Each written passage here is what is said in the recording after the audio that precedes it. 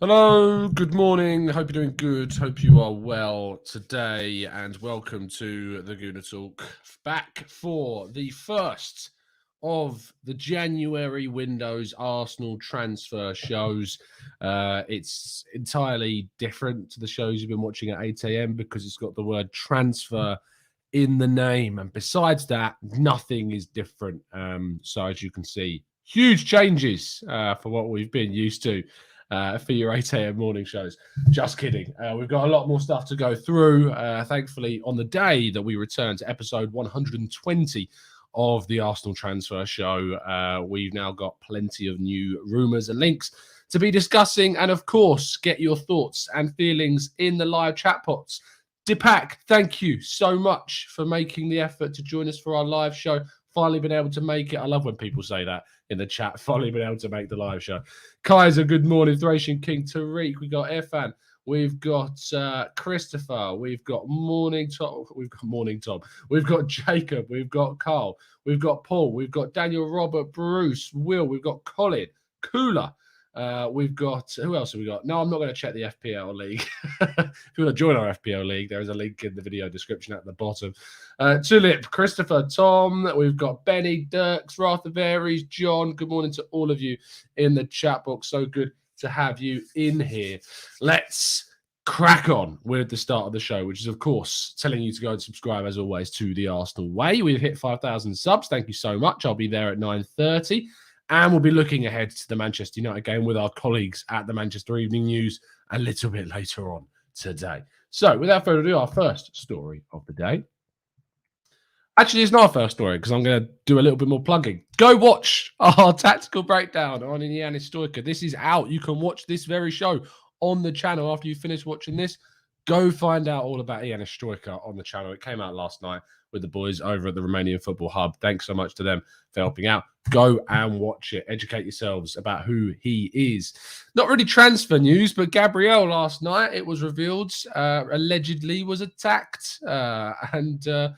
It's not a very funny situation at all, because if you think back to Mesut Ozil, Kolasinac also being attacked, Gabriel supposedly followed out of a club and was targeted for, a lot of his expensive items, his watches, cars, and he fought them off. I think Arsenal players have a history now of being the ones to fight off their aggressors. But we hope that Gabriel's all okay, and we wish him the absolute best. Awful situation to be put in.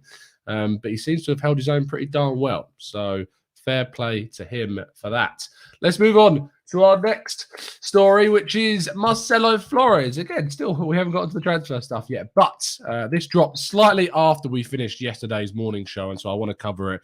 Marcelo Flores has been called up to the senior national side, which is a fantastic bit of news for the Mexico team. Really fair play to him. Well done for the amazing work that he has been doing. And Marcelo Flores is expected to, and has now been given permission by Arsenal to go and play during the early December internationals that Mexico have got on. It's not an official international break, so there you go. Make sure you give Marcelo Flores a big congratulations on his socials. And then his father has been speaking about his contract situation, how he expects him not to leave the club in January. Mohamed's contract with Arsenal expires at the end of the season, he says. The club does not intend to terminate his contract. His playing in the Liverpool match proves his coach's belief in him and his abilities. What I will say is that we were, 3 or 4-0 down by the time he came on, so I'm not sure that it necessarily does say anything about that. He continues by saying it is difficult for him to return to Egypt during this period. The reports that Al Ahly made a deal with him are completely false. So there's some conclusive news regarding Mohamed Elneny's future. Speaking still about possible transfers in, Raheem Sterling has been confirmed to be of an interest to Arsenal by Ian McGarry of the Transfer Window podcast. He says that his representatives have met with Manchester City and are saying their player does not wish to continue or indeed explore an extension on his contract. Instead, they would prefer to explore the option of a loan deal, which they would like to begin in the January window. Whether or not that's possible remains to be seen, but there are several interested parties, including Arsenal. So there's that confirmation that Arsenal are indeed one of those interested parties for Raheem Sterling.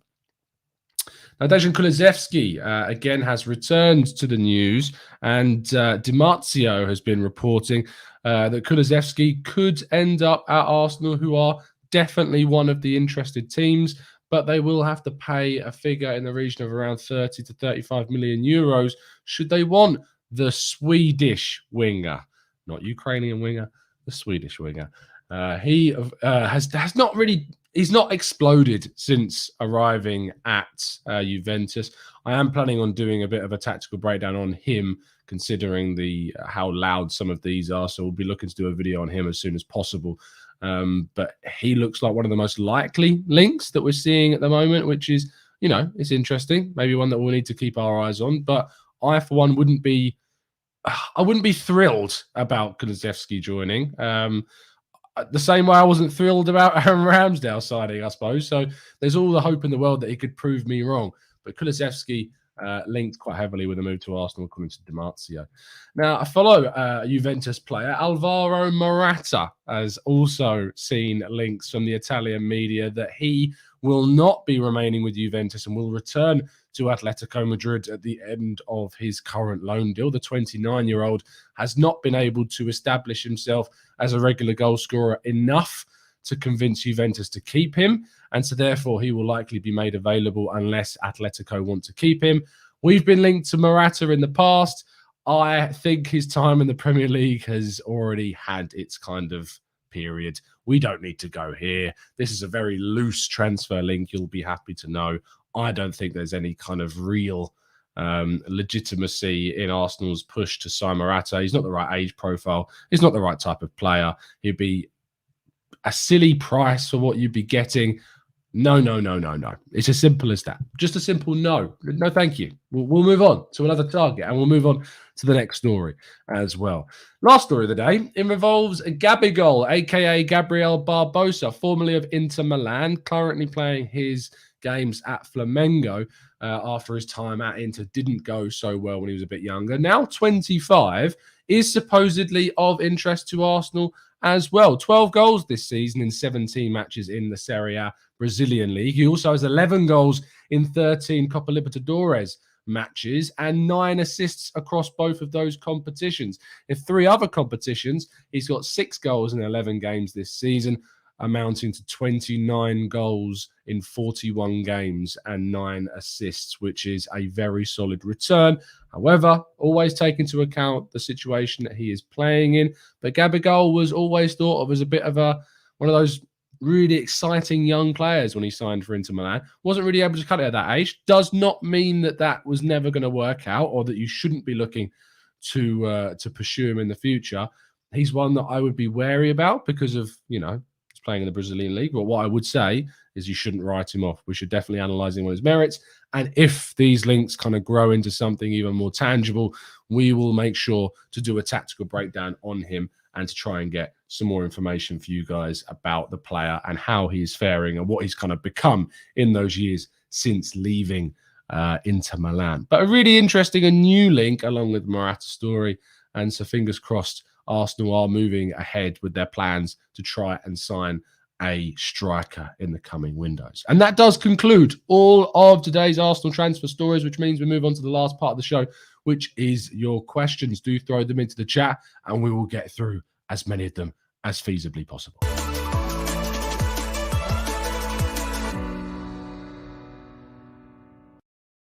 Okay, let's go through the chat box. Let's see what you guys are saying in there, and we'll go through as many of these as possible.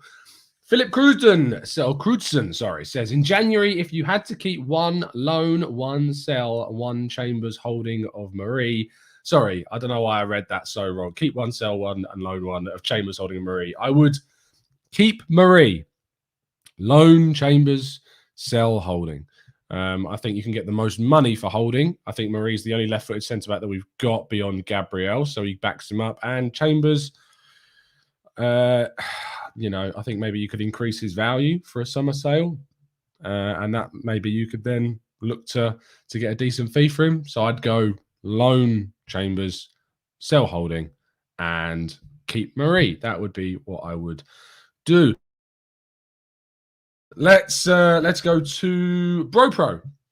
who says, do you think buying midfielders is key to getting top four? And do you think the club think that way? I don't think it's like if we don't sign a midfielder, we can't get top four. What I would say is that signing a midfielder would definitely help us towards getting top four. I don't think there's many arguments that you could put out to say that that isn't the case. But I don't think it's reliant on us signing a midfielder. But it could prove to be if we get enough injuries or the January period with that Partey and Elneny doesn't go too well. Maybe it will depend on it. It's impossible to say for sure, but I wouldn't say it's absolutely critical, but I think it may be a little bit naive not to bring in a little bit more depth, if you know what I mean. Marcus says, Kulusevski doesn't look like an upgrade on what we've already got. I agree with you, Marcus. I mean, I'm very critical of Nicolas Pepe, but I don't see selling Pepe for 30-odd million quid and bringing in Kulusevski for the same price as an upgrade. I don't really see that, so I'm not sure why the club would do that. It may prove me wrong, but I just don't know why the club would do that. Joe says, if we got two good offers for Aubameyang and Lacazette in January, would you sell both or just one? Look, it depends on who we would sign, because you can't let both of them go and obviously not sign anyone. It's impossible for me to go, yes, absolutely, I would sell them. But you need to be kind of assured that you're going to get in a player or two in the case. I think you need to get two if you let go of both. In the January window, because I mean, Balogun on his own is not enough. Martinelli on his own is not enough. So it would depend on who we're signing, Joe, I'm afraid. But I couldn't say either way without that kind of guarantee. James says, should there be a window when clubs can change their manager? Yes, I think there should be. I like this idea. I do like this theory, and I've seen it put forward before. Should be the January window. Should that be the period where clubs can sack and change managers? I like this. I think it'd be interesting, and certainly one that, you know, would become a big discussion point about clubs down the bottom of the table changing their managers. It would also maybe protect some managers for a period of time that haven't been given long enough. So I think maybe, yes, there is an argument to say that this should be something to integrate into the game. And says, do you think Sterling speculation as a hint that Pepe is no longer in the future of Arsenal's plans?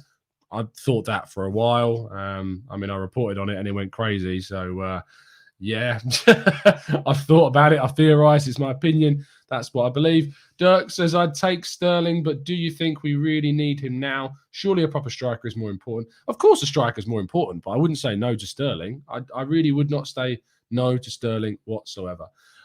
Daniel says, what's better than two Gabriels? Three Gabriels. Yeah, Gabriel Martinelli, Gabriel Magalhaes, and Gabriel Barbosa. All Brazilian, all giving us some goals and defensive security. Love it. What's better than two? It's obviously three. Yes, Silo, I agree with you. Pedro Gonçalves as a possible right winger, I would absolutely go for him. Brilliant, brilliant player. Zander says, do you think Gabriel will have an extended break for the first team, like Kolasinac and Ozil, after their attack? And if so, would you play Kieran Tierney at centre-back? I don't know. I have no inside information about the fallout from that Gabriel attack, whether or not he will be involved with the team. I mean, I don't want to speculate, to be fair. I don't know what's going to happen. I don't know if he'll miss the Man United game. I don't know if he'll be involved. There's nothing. But Arteta's press conference is this morning. So hopefully he'll be asked about that situation and whether or not Gabriel will be available for the game. And if so, would I play Katie at centre-back? Maybe in a back three, but otherwise Marie probably just comes straight in. It's still Marie, but he is a more natural centre-back than Tierney. John says, following up on the previous comment on the manager window, do you think there should be a window for banning commenters asking for a friend? No, I don't, but we will block this person. Let's go to Anderson, who says it happened in August, mate, when he was injured. Oh, okay. Thanks, Anderson, for that. So, no. He should be fine for the Man United game. Thank you for pointing. See, this is why you should read the story. I was never going to read the story outright from the outlet, but there you go, because of what outlet it was. Joshua says, do you think Mark Roca can be a decent January signing? Also, Adnan Januzaj's contract is up in the summer. Could this also be good? Yes, no. Roca, I would take on a 6-month loan deal with an option to buy. Januzaj, nah, not for me. Not at all. Anne says, I wouldn't want Gabriel's signings dreams in the final third. I don't know what that means, Anne. Maybe you can give me some extra, what's the word? I can't figure out what the word is. Extra detail, I suppose, is the word I'm looking for, but I don't know what you're talking about. The Robots Will Eat You says, do you think United will get a dodgy pen against us? It smells like it. I mean, it's Manchester United at Old Trafford. Arsenal's history of going there has never favoured us from a luck standpoint, besides last season alone. One win since 2006. Having said that, I don't think we've lost to Man United since 2018 or 2017 in the league. We've got a very good record against them in the league. So there you go. Signing. I was like, I wouldn't want Gabriel singing dreams. I did not know what you meant, Ans, but everyone's like, he means signing. Singing. I think I know what you mean, but it's just that's a solid gone way over my head. So I missed that completely, Ans. Look, I do this show at 8 a.m. every day. I am not fully awake. I can't always understand the jokes that you put into the chat box. I'm sure it was very funny if I'd have said it properly, but it's 8 a.m. Give me a break, guys. Come on. Venkatesh says, why City would permit Sterling to join Arsenal on loan? They might allow the players to join a lower table club. Look, I think the Sterling to Arsenal on loan wouldn't make too much sense from City's standpoint. But who knows? Maybe Pep will do his mate a solid and send a Sterling on loan with an option to buy. Who knows? Maybe I am too young for that song, because it's, as I say, it's gone way over my head. So over my head. Temi says Vlahovic or Osimhen. Vlahovic, because Osimhen has got quite a bad injury at the moment. Ali says, hopefully Juventus accounting issues mean our Arsenal could get the better shot at Vlahovic and or Tchouaméni. I actually wrote a story about Tchouaméni this morning and Tielemans, which you can go and give a read. I'm just going to put the link for you guys to that in the chat box. Basically, the premise, the premise, there we go. The premise of the piece is that Sambi Lokonga's performances that have been really good have actually outperformed that of Basuma, Guimaraes, and Ruben Neves. He's got 75% success rate per 90 of his total actions, which is better than Guimaraes, Basuma, and Neves. And so therefore, Arsenal, for my money, should be looking to target a higher level of central midfielder in the upcoming windows. That means your Tielemans, that means your Tchouaménis, that means your Fabian Ruizes. So give that piece a read. It explains all about the theory behind it and why we should be going for your Tielemans and Tchouaménis of this world. Christopher says, did you hear about Juve being under investigation? No, I didn't. Let's look at this. See, this is why, as I say, I get you guys to tell me information, because I have to invest so much time in getting Arsenal transfer news that I missed it. Oh, sorry. Yes, I did hear about this. Fabio Paratici. Yes. Spurs transfer part of Juve investigation. Tottenham could be put under the spotlight given their £47 million summer signing of Christian Romero. Is part of the investigation into the fraud allegations against Juventus. Romero left Juve for Atalanta for just 13.5 million in the summer, and on the same day he then joined Spurs on an initial season-long loan with the option to buy. It is one of 42 transfers being looked at by the Italian police following claims of false accounting at Juve. Wow, big news. Could that be very damaging for Fabio Paratici and Spurs? Oh, love that. As Rob says, do you think Gabigol transfer works for Arsenal? His time at Inter didn't work. It looks similar to Lucas Paqueta. No progression at AC Milan, but is shining at Lyon. It's a really good actual comparison. Yeah, Paqueta. Where did Paqueta join from? I have a weird feeling it was also Flamengo. Lucas Paqueta. It was Flamengo that he joined from. Milan didn't go too well. 1 goal in 37 games, 13 goals in 42 fixtures for Lyon. Yeah, possibly could be the environment. We saw Gerson as well. I think he's another Flamengo player. Gerson joined Roma, didn't go so well, went back to Brazil, has come back for Marseille, and, is doing fairly decent for them. So I think it's certainly something that Arsenal will need to consider, but we need to look at him as an individual player and look into him a little bit more. So if the links do intensify, we will definitely be going into more detail about Gabriel Barbosa. Don't you worry. Rohit says, we need a backup for Tommy and a midfielder in January. A striker would be the icing on the cake. We can make top 4 with these additions. Please don't derail our season, Edu. I mean, we say please don't derail our season. Edu's the reason why we've got a season with the work that he put in the transfer window. So I wouldn't be saying, look, getting on his back if we don't sign many players in January. I don't expect us to. I'm expecting a lone central midfielder, if that. Like, that's all I'm really expecting to happen this January. I would be shocked if we made a permanent striker signing in January. Absolutely shocked if we did that. Right back up, I think there's maybe scope for that, but the problem is that while Cedric is here, while Chambers is here, I doubt they'll invest as a backup right back, to be honest. I'm not sure that they would go in and do that. I think that's more of a job for the summer, where they've got more time to move players out, bring players in. I don't see it happening in the January window, and I wouldn't criticize Edu if we didn't do it in January. I think that the most you can probably hope for is a central midfielder, a striker and a right back. I would be shocked if we did bring them in January, but we'll wait and see. Reese says, what goalkeeper would you get for backup after we sell Leno? I mean, Leno's future seems still very much at Arsenal until at least the summer. Arsenal supposedly want to keep him until then. They don't want to let him go in January. If he does go in January, though, I've said this before, Fraser Forster has 6 months left on his contract. Alex McCarthy has 6 months left on his contract. And Sam Johnson has 6 months left on his contract. If we have to move for a goalkeeper elsewhere, if we have to move for players in other areas of the team to invest heavily, let's be a bit savvy about how we spend money on the backup goalkeeper. There are homegrown players that are going to be available on the cheap, and maybe we should be looking to bring them in those positions.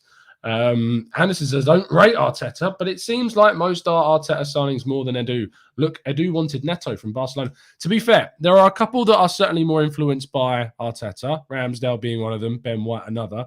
Edu, however, certainly more involved in the Lokonga and also the Tavares links. Tomiyasu has been a long-term he's been looked at by the club for quite some time. Arteta was very keen on him as well. Ødegaard, both of them wanted, but in particular, Ødegaard was very much Edu in January. Edu is responsible for getting the negotiations done for all those players. So even though we can turn around and say, oh, Arteta leaned towards those players, you would say he's more he was liked more so by Arteta. Edu's the one doing the deals. Edu's the one getting them over the line. So we've got to get Edu's, you've got to give credit to Edu in those moments, because if you don't, you're just being a little bit ignorant of what he's done, which is, I'm really happy with what Edu's done to the team, and I think he's spoken really well about the club as well and the plan of the club. And remember back in September when he did that interview where he said, look, I'm not going to put a target on this season, I want to see what this team's capable of. Everyone really went for him. 99% of people really went for him. I didn't. I was like, look, I understand what he's saying. I think it's a little bit risky to not put a target on the season, but I respect what he's done. I respect him doing the interviews. I respect the work that he had put in place, and it's really benefiting the club moving forwards. So I think that Edu has got a very, very solid I've got a very, very solid support of Edu and what he does. Let's go for Divesh, who says, sell Pepe by Rafinha. Johnson says, careful, Tom. The Ødegaard scapegoaters may turn on Edu now. Oh, shit. The Ødegaard scapegoaters do what they do. It is what it is. I can't control their thoughts. I can't control how they feel about a player. I could continue to write about the silliness behind it. But hey, I had a really good discussion with Josh Williams over on the Arsenal Way yesterday, who's a neutral point of view. He made some very good points about Ødegaard that are not of the same mind as I am. He described him as beige, which I thought was quite harsh, but he explained it very well. And I think that what I do agree with is Ødegaard's a bit of a luxury player. He's one that emphasizes those around him. He's not a protagonist. He's not going to be an Alexis Sanchez style protagonist in a team. He does need more movement. I'm not going to go into any more detail because I've talked it to death now about Ødegaard, but yeah, look, he gets far more stick than he deserves. We are going to wrap things up there, guys. Thank you so much for tuning in. Sorry we didn't get to all your questions, but continue to join us every morning at 8 a.m. We always go through plenty, as you guys know, so I will do my absolute best to go through more in tomorrow's show. Drop a like on the video. Subscribe if you're new. Thank you for joining us for the first transfer show of the January window. That is episode 120 in total. So do drop a like on today's vid. If you're not bored of me and you want to continue hearing this raspy voice, I'll be back in an hour's time over on the Arsenal Way. Link to the channel is in the description. As always, 9:30 a.m. as well, Monday to Friday. I'll be joined by some of our colleagues. And actually, no, I won't. Sorry, that is a complete lie. I will not be live at 9:30 because the press conference is this morning. Apologies. Ignore everything I just said, but still do go over to the Arsenal Way because, one, we've got a really good interview with Alex Scout-Rowe, who's a Romanian football expert, talking about Ianis Stoica. And second of all, if you are subscribed to the Arsenal Way, you will be able to watch Mikel Arteta's press conference back, as you can with all of his press conferences and interviews. And then a little bit later on today, we will be discussing with our colleagues from the Manchester Evening News the Manchester United game tomorrow night. So do please tune in. Absolutely. Have a fantastic day, people. I'll see you very, very soon. And as always, up the Arsenal.